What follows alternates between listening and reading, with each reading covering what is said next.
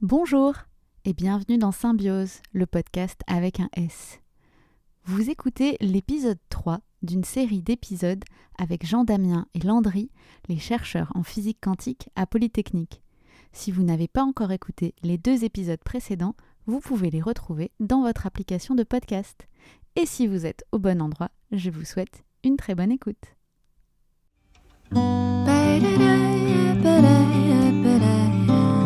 Il y a une histoire de vie absolument dans l'histoire.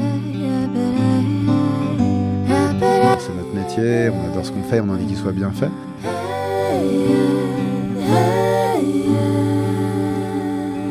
Ouais, mais il y a le plaisir de travailler ensemble, c'est hyper important au final.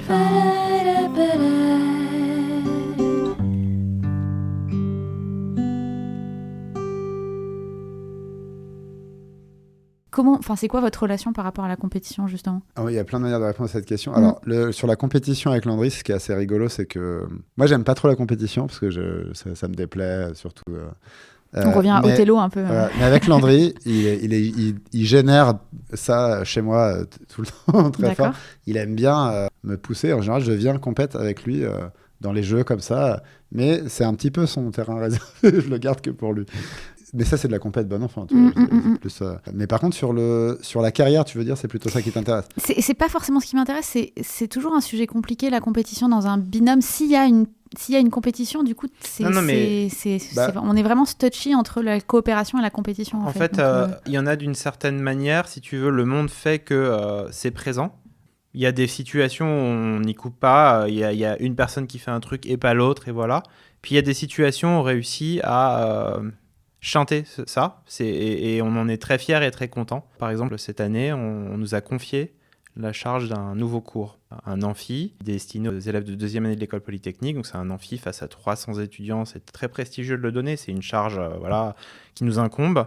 Et on était les plus contents du monde parce qu'on nous a proposé de le faire ensemble, à tous les deux. Là, pareil, on a invité à une école d'été tous les deux. Et c'est trop cool. Et du coup, c'est simple. Alors, il faut aussi que ça arrive qu'il y en ait un qui aille et pas l'autre. Et c'est pas grave. Mais parfois, on peut faire ensemble et on en est très, très heureux. Voilà. J'aime bien cette réponse parce qu'au final, elle revient à l'essence de votre fonctionnement qui est on est en train de tracer un chemin qui est pas trop écrit. On a pris ce poste à 2 et c'est quelque chose que personne n'a jamais fait. Et donc, du coup, on défriche des terrains où en fait, c'est pas une personne, mais 2 personnes.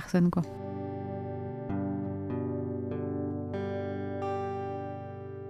Alors, on va passer donc aux questions bonus. Alors.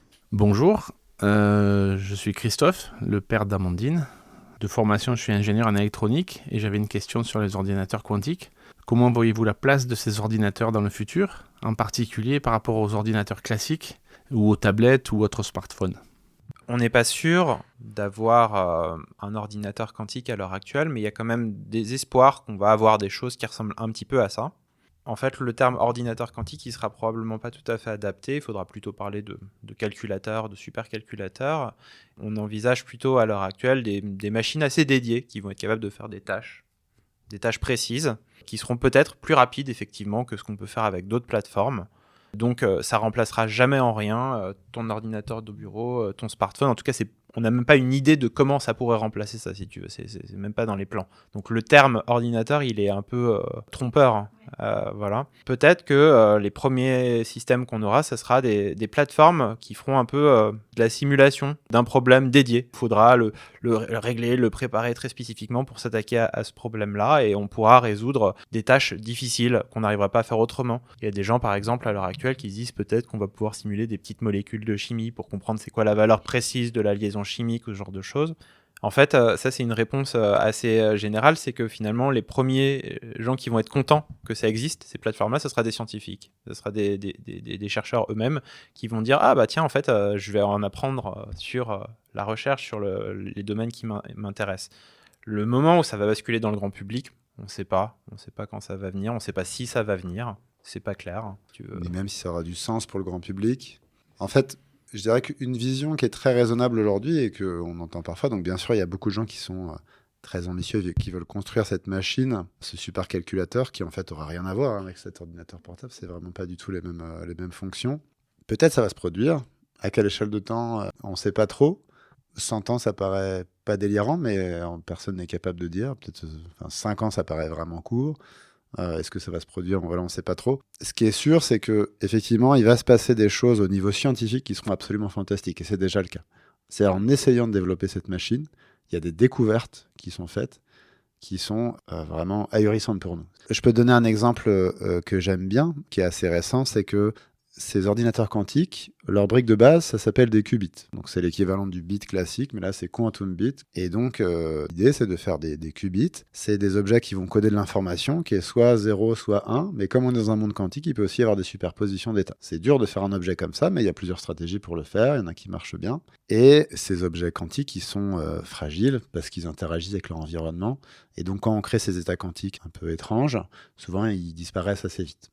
Et il y a à Paris une start-up qui a été fondée par des jeunes physiciens qui s'appellent Alice et Bob, où ils essayent de créer un nouveau type de qubit, un nouveau type de processeur quantique avec plusieurs qubits. Et les qubits en question, on les appelle les qubits de chat, comme le chat Schrödinger, voilà. Et donc, c'est une nouvelle technologie. Et un des objectifs de cette nouvelle technologie, c'est d'augmenter le temps de cohérence.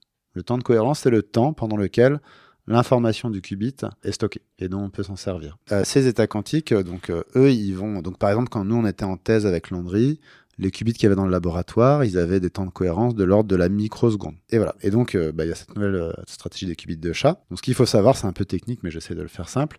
Il y a deux manières pour un qubit de perdre son information, essentiellement. Soit, il y a ce qu'on appelle la relaxation, c'est-à-dire que l'énergie qui stocke cette information, elle part dans l'environnement parce qu'elle est absorbée par quelque chose, donc ça descend. Donc par exemple, si le qubit était dans l'état 1, il va tomber dans l'état 0.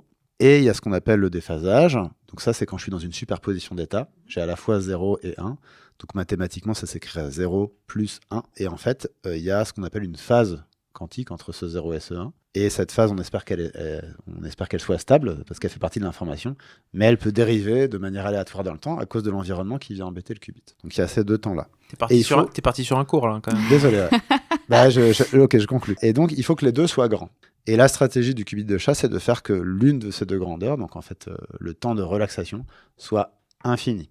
Comme ça, il n'y a plus ce problème-là. Il n'y a plus que l'autre. Et donc, c'était un gros boulot parce qu'on partait de microsecondes. Et maintenant, ils font des qubits. Donc, c'est des qubits. Ce qubit de chat, c'est aussi des qubits supraconducteurs. Et je ne me souviens pas des derniers chiffres qu'ils ont annoncés. Mais maintenant, ce temps de relaxation, il est de l'ordre de l'heure quasi. Donc, c'est énorme. C'est-à-dire qu'on a gagné. Donc, pour arriver à la seconde, il fallait 6 ordres de grandeur. Pour aller à l'heure, il y en a 3 de plus. Donc, ça fait 9 ordres de grandeur. C'est absolument monstrueux. Donc, un facteur 1 milliard. Et donc, si on nous avait annoncé, quand on commençait notre thèse avec Landry, on va gagner 1 milliard sur ce facteur-là, ça, on aurait eu du mal à le croire. Et en fait, ça se produit. Donc ça, c'est un exemple que je peux expliquer en faisant un mini-cours, je suis désolé. Mais en fait, des progrès de ce genre-là, il y en a beaucoup. Mais après, il y a des progrès qu'on peut mentionner. On peut utiliser ces architectures qui sont développées. Elles sont extrêmement raffinées, si tu veux. On les pousse dans leur retranchement pour être capable de les contrôler très bien, qu'elles soient très sensibles. Et une piste qui est vraiment privilégiée à l'heure actuelle, c'est d'utiliser comme des outils pour sonder d'autres choses, mesurer d'autres choses, beaucoup mieux que ce qu'on savait faire avant. Et là, il y a des chercheurs, par exemple, qui ont détourné finalement les architectures qu'on utilise dans nos domaines pour aller essayer de mesurer de la matière noire, donc des trucs en lien avec la physique des particules, un univers complètement différent qu'on n'apprend pas spécialement en cours, etc. Parce que les chercheurs de ce domaine se sont rendus compte que ces dispositifs avaient des specs, des specifications, des métriques, des techniques qui battaient leurs meilleurs détecteurs. Et ils ont dit, mais ce serait vachement intéressant. Et donc, en fait, quand tu développes de manière extrêmement poussée un dispositif, en fait, il va te servir à mesurer d'autres choses. Pas forcément à faire du calcul quantique, si tu veux, mais à aller mesurer autre chose. Oui, c'est le concept de la recherche où tu vas dans une direction et tu te rends compte qu'il y a des implications. Il y avait autre chose, tellement des objets tellement sensibles qu'on se pouvait se mettre à espérer voir des choses qui étaient invisibles avant. Ok, merci pour la réponse à la question. J'ai compris quasiment tout ce que vous avez dit.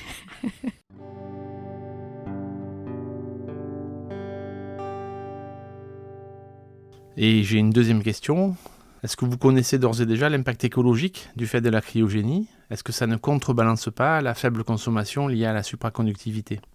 Pour faire des circuits supraconducteurs, potentiellement pour le calcul quantique, il faut refroidir les architectures, les dispositifs pour qu'ils soient dans l'état supraconducteur.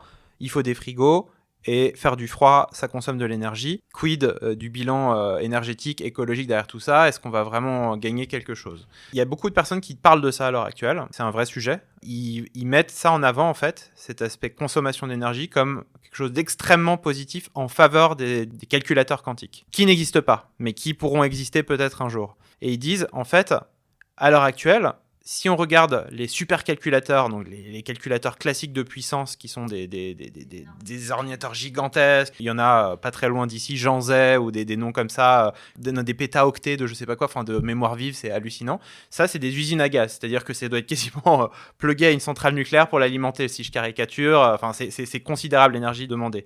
Et ils disent, en fait, le coût de la cryogénie pour refroidir, qui sera factorisé en plus sur des architectures style processeur quantique, c'est complètement négligeable. Et en fait, ça va être des trucs extrêmement moins gourmands en énergie par rapport au gain de calcul que ça va pouvoir te faire grâce à cette accélération quantique. Donc les gens, ils évacuent d'un revers de la main en disant pas du tout, en fait, si tu veux faire de l'écologie, il faut faire du calcul quantique. Mais pour l'instant, le calcul quantique, ça n'existe pas et c'est quelque chose sur lequel les gens travaillent très dur et très fort pour essayer que ça existe. Et c'est pas clair que ça marchera. Voilà. D'accord. Mais du coup, si je résume, ce que tu dis, c'est on ne sait pas à quel point ça sera réalisable, le fait de pouvoir remplacer les supercalculateurs actuels par des calculateurs quantiques est réalisable. Et donc, cette partie économie d'énergie, aujourd'hui, on ne sait absolument pas la mesurer. Non, c'est pas juste ça. Non, on pourrait dire, je prends le plus grand supercalculateur classique de la planète à l'heure actuelle, il a telle puissance de calcul. Et on dit, ok, si je vis dans un monde de bisounours, où il n'y a aucun problème technique, quelle taille de processeur quantique il me faudrait pour pouvoir faire un calcul bien précis avec la même puissance de calcul. Enfin, pas tous les calculs, encore une fois, mais un calcul bien précis avec la même puissance de calcul. Et on dit, grâce à cette accélération quantique, ce que Jean-Damien expliquait, qu'on peut être dans des états de superposition, etc., eh bien, on a besoin de briques individuelles beaucoup moins nombreuses que ce que le supercalculateur classique a besoin. Et donc, on peut faire un mapping en disant, si tout va bien dans un monde idéal, mon supercalculateur quantique, il sera gros, mais beaucoup, beaucoup moins gros que le supercalculateur classique. Et maintenant, le fait de devoir refroidir ce machin-là, c'est de toute façon absolument négligeable en termes de bilan d'énergie comparé à toute l'électricité qui est nécessaire pour faire fonctionner ces trucs et compagnie.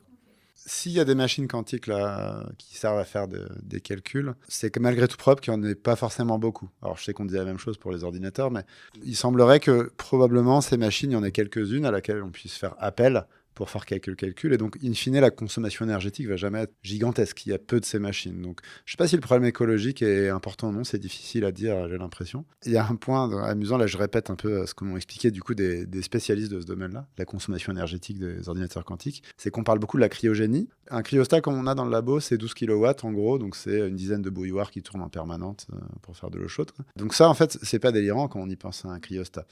La plus grosse perte d'énergie envisagée, aujourd'hui, sur ces machines quantiques, elle vient du fait que comme ces qubits, c'est des objets très fragiles, il faut les isoler. Et donc, le câble électrique qui arrive jusqu'à ce circuit quantique, il faut mettre ce qu'on appelle des atténuateurs sur le chemin. C'est-à-dire des choses qui atténuent la puissance qui descend pour que le bruit qui descende soit atténué et tout en bas, il n'y a plus de bruit. Le problème, c'est que c'est le même chemin par lequel on envoie les signaux. Et donc, en fait, on garde, on va dire, 1/1000e de la puissance qu'on envoie dans le cryostat pour vraiment parler à ces qubits. Et tout le reste de la puissance, pour l'instant, il est jeté. Et donc, pour un qubit, comme nous on fait par exemple dans nos expériences, on n'a pas beaucoup de qubits, ça va. Mais en fait, quand on commence à scaler et à monter à 1 million, peut-être 1 milliard de qubits, cette puissance jetée, ça devient absolument délirant. Et ça, en fait, c'est pas du tout un problème cryogénique, c'est un autre problème qui serait beaucoup plus consommateur. Donc, il y aura peut-être des problèmes liés à la consommation d'énergie, mais pas forcément sur la cryogénie. Plus triviaux. Voilà, plus triviaux. Et c'est rigolo d'invoquer justement ce que dit Michel Dévoré à cette question, parce que je l'ai entendu sur France Inter il n'y a pas très longtemps. C'est une réponse très profonde et fondamentale, et pas du tout pratique. Il dit en gros, le calcul classique, pour que ça fonctionne, on encode l'information sur des 0 et des 1. Mais le monde, il n'est pas fait de 0 et de 1.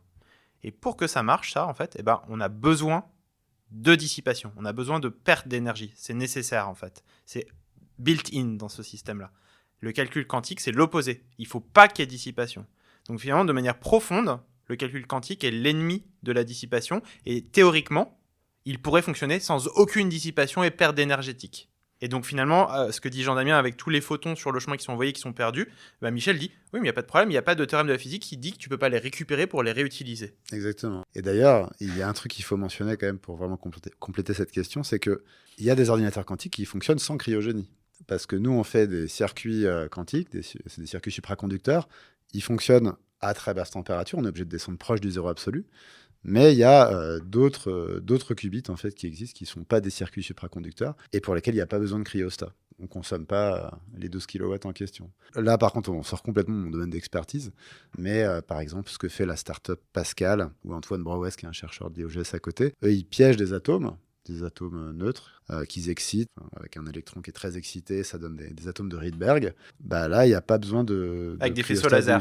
C'est les faisceaux laser qui piègent ces je crois atomes. je crois que les puissances, c'est à peu près les mêmes que nous. Finalement, le coût énergétique des lasers, c'est pas si différent. Alors là, c'est possible, je ne suis pas compétent. C'est pas des ordres de grandeur de différence, je crois que c'est comparable. Voilà. J'ai trouvé une résonance, vous parlez de résonance au tout début, entre ce que tu disais sur la dissipation et le fait que du coup, alors j'espère que j'ai bien compris ce que tu as dit, mais dans la physique quantique, il ne faut pas de dissipation. La dissipation est l'ennemi, ouais. Voilà.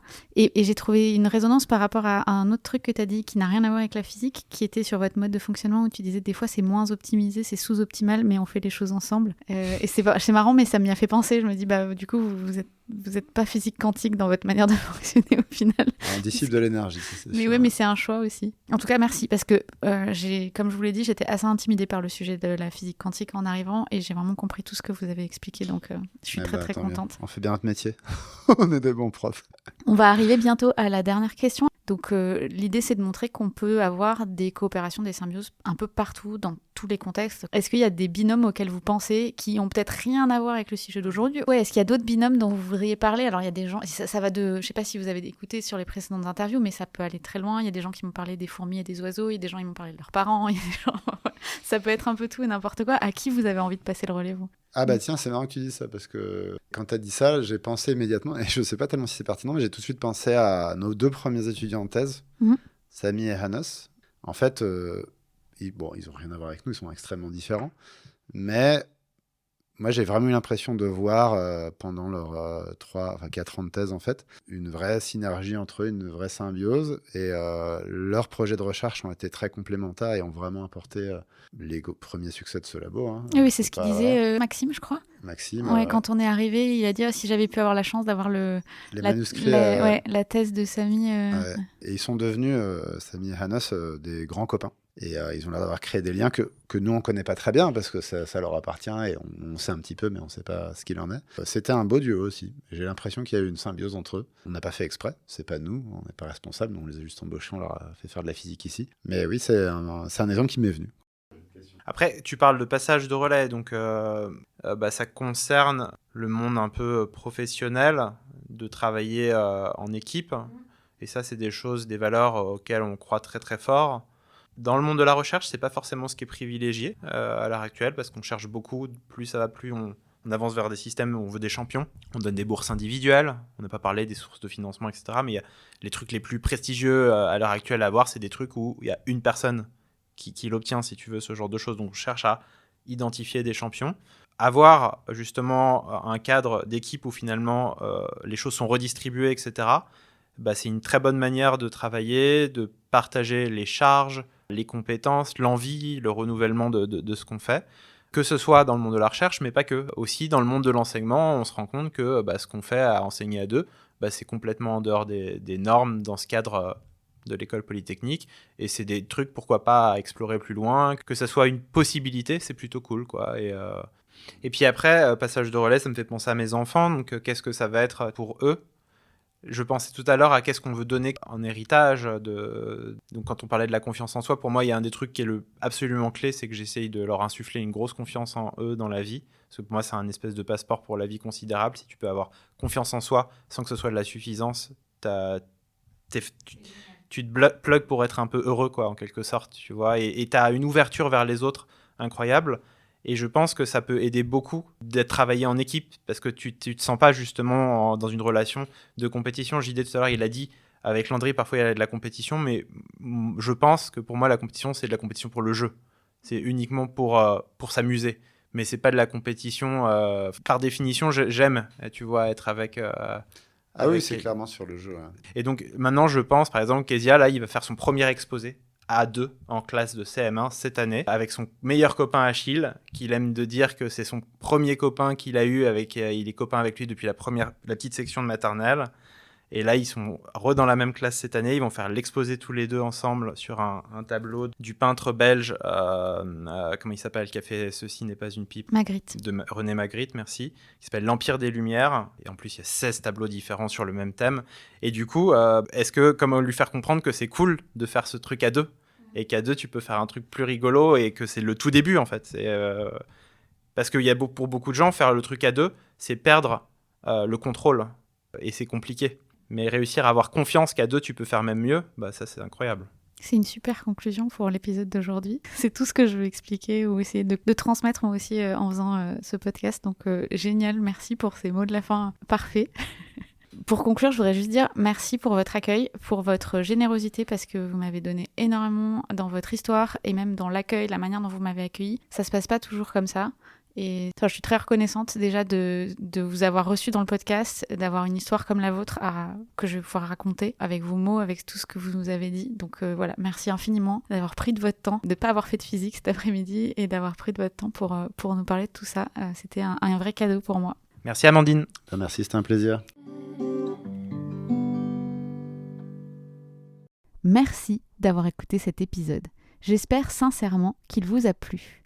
Avant de vous quitter et de vous retrouver l'année prochaine, j'avais envie de vous laisser avec une recommandation musicale qui n'est pas complètement, parfaitement adaptée à l'épisode d'aujourd'hui, mais que je trouve personnellement assez adéquate. Il s'agit de la chanson de David Bowie qui s'appelle Space Oddity. Dans cette chanson, on ne parle pas de physique quantique. Pour autant, on parle d'un sujet qui est un peu lié à l'exploration de l'espace et donc à la physique, et où on ne comprend pas trop ce qui se passe.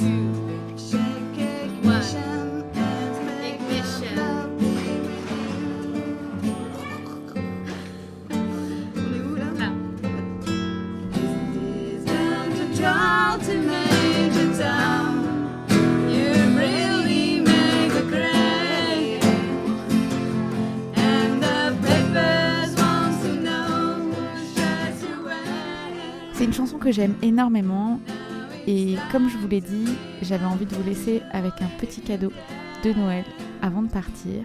Alors je vous en laisse un petit extrait enregistré avec mon amie Marie il y a quelques années maintenant, que j'ai retrouvé dans les archives de mon ordinateur. Encore une fois, c'est important pour moi de vous proposer des duos et David Bowie n'a pas enregistré cette chanson en duo, mais il a mis 2 voix sur une certaine partie du refrain. Alors, je vous souhaite de très belles fêtes de fin d'année.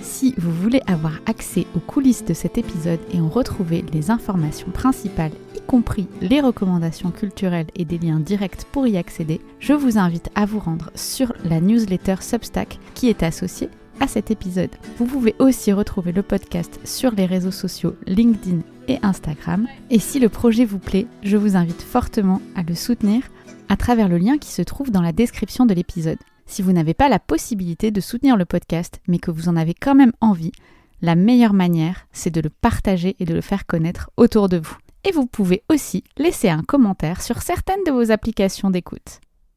Symbiose est un podcast autoproduit, dont la musique a été composée par Stella Jang et dont le logo a été fait par Héloïse Dorizoro. Un grand merci à toutes les deux. J'ai hâte de vous retrouver en 2026 pour plein de nouveaux épisodes qui sont déjà enregistrés. Je vous donne rendez-vous tout début janvier pour un épisode où on parlera de production de podcasts et de santé des femmes. En attendant, je vous souhaite de très belles fêtes de fin d'année et je vous dis à l'année prochaine. Salut!